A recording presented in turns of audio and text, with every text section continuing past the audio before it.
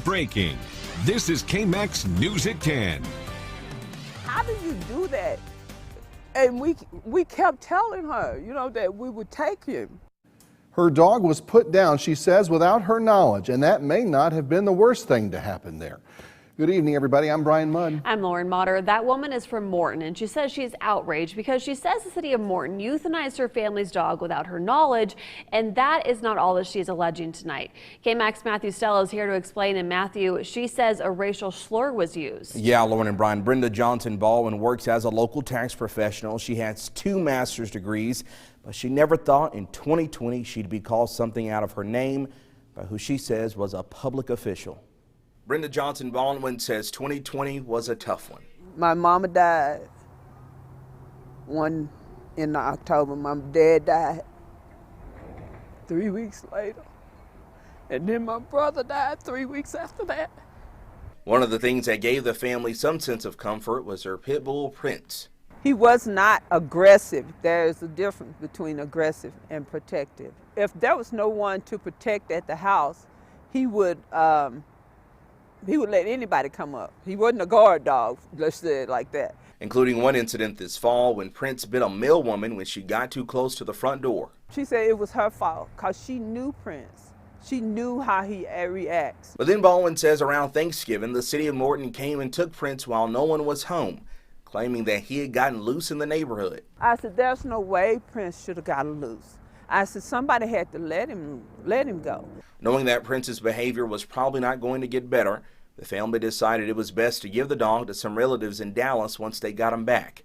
Baldwin says for days they kept hitting a wall with Morton City Manager Brenda Shaw. But an opportunity came when Baldwin approached Shaw in a Morton store, hoping to resolve the issue. I said, I'm Brenda Johnson Baldwin. I said, I'm Leo and Mary Jane's daughter.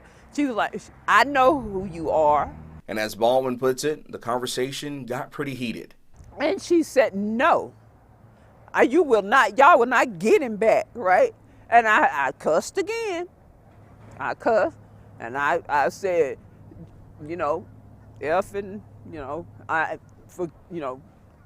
this don't even make sense. But according to Baldwin, things got worse, alleging that Shaw called her the N-word. She said, that's what you do. You resort to cussing. It is a sign of ignorance. That's what she said. It was only a few days after the exchange when Baldwin says Shaw called the family and told them that Prince had been put down. How do you do that? And we kept telling her, that we would take him. Baldwin saying the entire situation hurts, not only because she believes Shaw's words were blatantly racist, but because of the loss the family had just experienced, especially given the fact that Baldwin's father spent 20 years working for the city of Morton. She knew my mom had passed, and she knew my father had passed.